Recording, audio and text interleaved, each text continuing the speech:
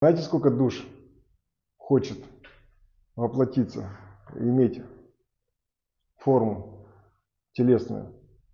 Очень много. Очень много. Но не каждый это получает возможность, скажем.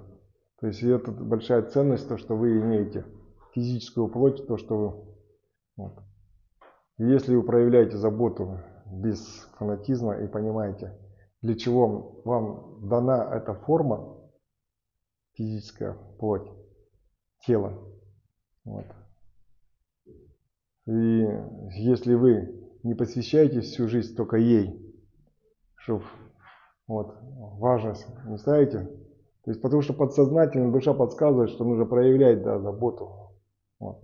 И стремятся там накачать, хорошо выглядеть. Вот. Но главное качество это внутри, то, что находится в этой форме. Это душа, ее проявление.